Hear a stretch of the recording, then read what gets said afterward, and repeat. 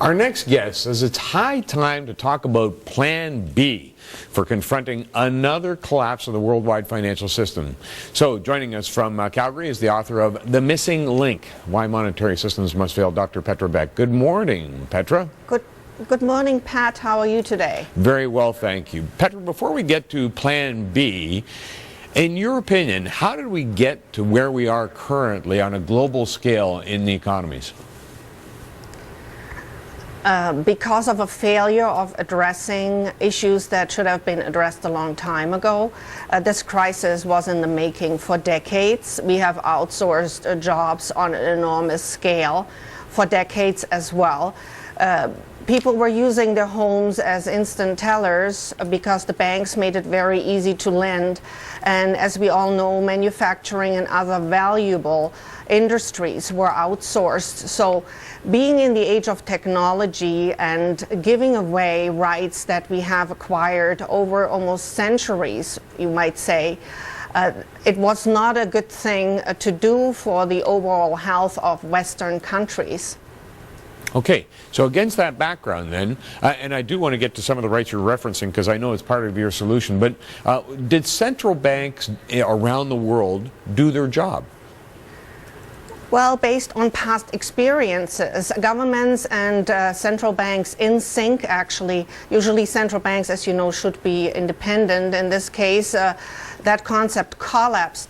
They started printing money based on the experience of the Great Depression, meaning banking failure means production failure, and that had to be avoided at all cost, meaning having no food on shelves in supermarkets in an event of production failure. So money was pumped into the system in incredible amounts, as you know, $85 billion a month by the Fed alone. In Europe, of course, we're pursuing other solutions. Whether they help, I doubt it. Austerity is just the opposite, but central banks over there, of course, print money as well. Okay, so against those backgrounds, you come up with some solutions, and they have to do with property rights, as I understand it, in reading your book, as well as barter. Let's talk about property rights. How do property rights play in an economic solution? We need to add some value. Behind all the economic solutions that we have right now is that governments and central banks and economic leaders want to add some value to the economy. So how do we add some value without printing money, without cutting costs? Well, we have to look at the age of technology. We are in the age of technology right now, so we have to look at solutions that should be applied right now at this day and age, and that would be looking at property rights, because that is the key in our times. And unfortunately, if you look at economic theory, that is a given in the equation of numerous models, and that is quite devastating as a result, because there is no price for rights. Exactly. So how do we monetize those property rights?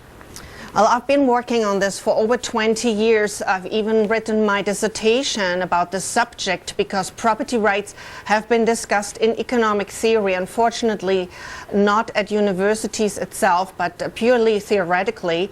And I worked out an approach that you can actually measure rights with quality and with key success factors. And key success factors are always based on activities.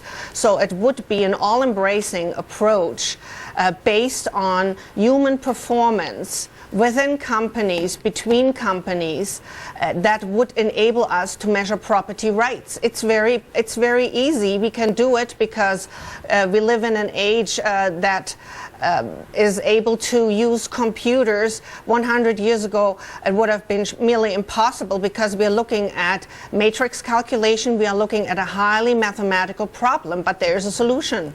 And that solution, and you briefly touched on business to business, it's a barter system that you're looking at, correct?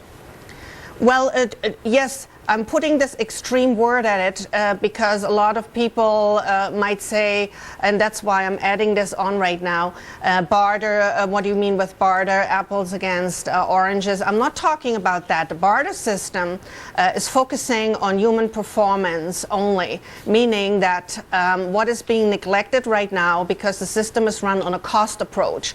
So shareholder value is higher the lower the costs are. So we actually indeed favor child labor. We make the wrong decisions with the best intentions. We want to decrease cost at all cost, and that is not sustainable. So what I'm a proponent of is to look at barter, a barterized or high-tech barter society where the property right, where a person is standing for what they produce and can be assessed on that basis, and that way we have definitely a positive value added and not a negative cost component running the show, meaning we are all commoditized and we are all becoming write-offs depending on what kind of tax return somebody is looking at. Yeah.